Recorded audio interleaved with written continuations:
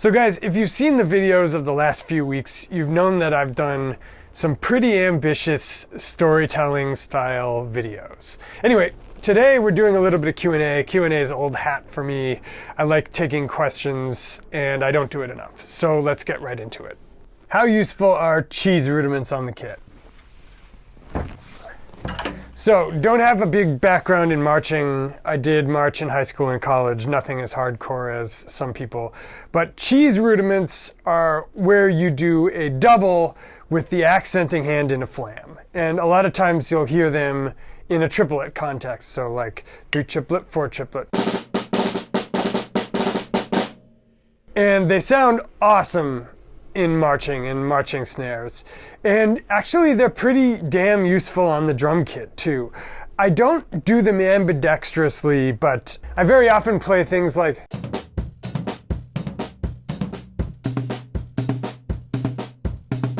let me just slow that down.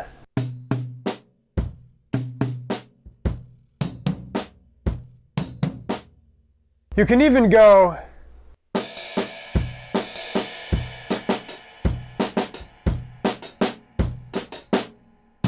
so in context, one way you might use cheese. How would you recommend preparing for a master's in jazz?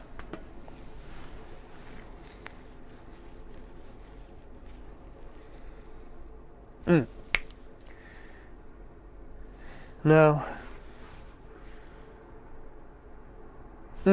It's not about preparing, it's about making the best contacts you can while you're there and understanding that it's just the beginning of the journey. How is that? What are a drumming? In improv, will no one ever be satisfied with my ideas? For you, my friend, I recommend my performance course, debuting next week. How important is music school? Less important than you think for the instruction, more important than you think for the connections. And again, if you want to learn about my firsthand experience about that, I'll link to the video below.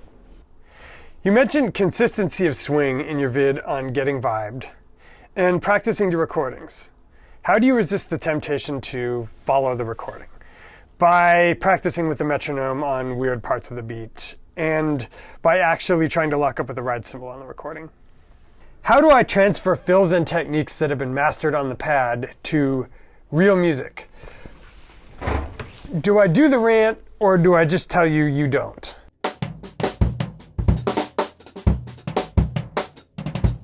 Okay, really brief rant. I don't actually believe in practicing on the practice pad if you can get any time on a real kit, unless you're marching or you want to get good at the practice pad, or you're just beginning the snare drum. There, rant over. How do you get out of the dreaded, you sound like a rock drummer playing jazz, fusion, Latin? It's really difficult, man. I've been studying Latin music and jazz for 20 years, and I still sound like a white suburban alternative head. Best advice I can give you is to listen to the records that developed the style and learn to like the music on its own merits, rather than only listening to other people's adaptations of it, like say Dizzy Gillespie's adaptation of Mambo with something like Con Alma. How do you tune your toms? Well, if you've listened to any of my videos, you'll know I don't. How do you practice while away from the kit? I'm always finding myself inspired to play at the wrong times, whether while I'm at work or at nighttime. What are some things you recommend I do? Well, practice a little bit at the kit every day if you can. And then believe it or not, if your brain's anything like mine, it'll carry that practice through the rest of the day. And also learn to sing along with music. If there's a challenging bit of music, like the latest example is like every tune on Tigran's Mach Route.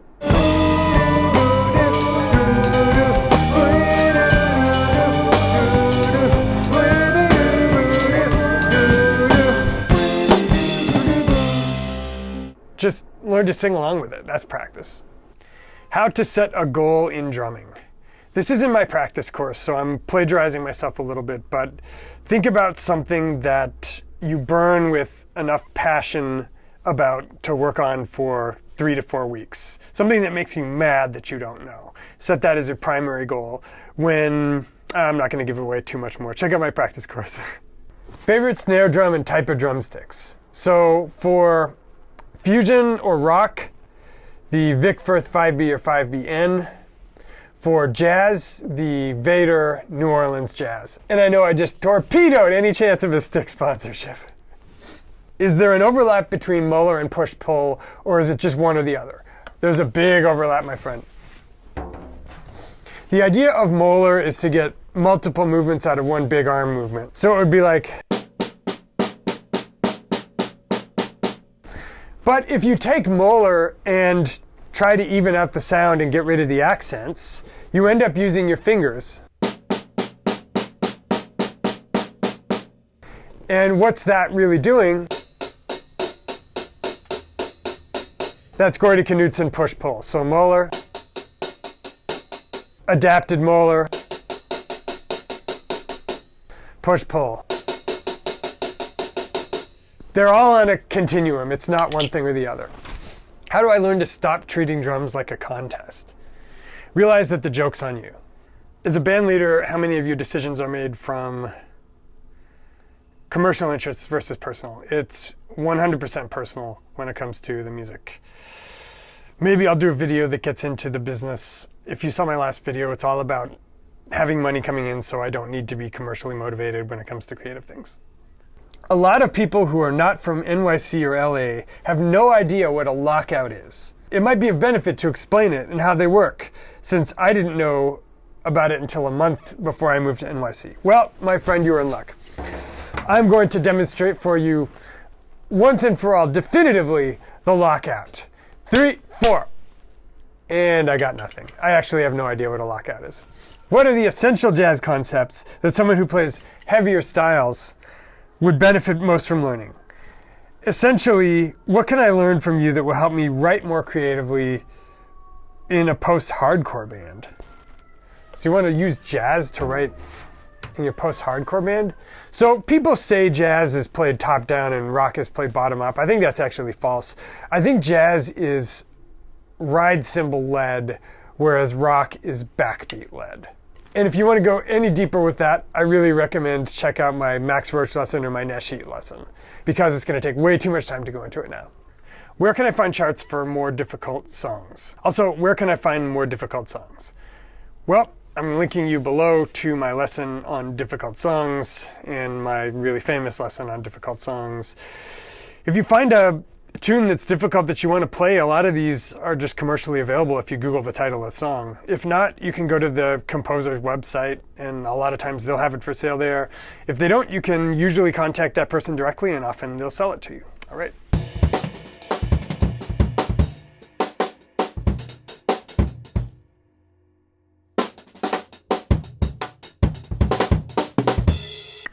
So guys, I hope you've enjoyed this week's Q&A. Is there a question that you wish I'd answered that I didn't answer? Leave it in the comments and I'll respond to it next time. And also, sales pitch. If you guys have been watching the channel for a hot minute and it's important to you to get better at the drums, I actually have resources that will help you do that more than just calling through my YouTube videos at random. If you click the link below, I will send you 3 free videos in 3 weeks that are structured, that have transcriptions, that will target some of the common ways drummers are making mistakes that are holding them back. I like to say they'll make you better in 3 weeks than you've gotten in the last 6 months. Just click on the link below and enter your email address on the next page to get that. Dudes, it's been a lot of fun. I'll see you back here next week for another lesson of the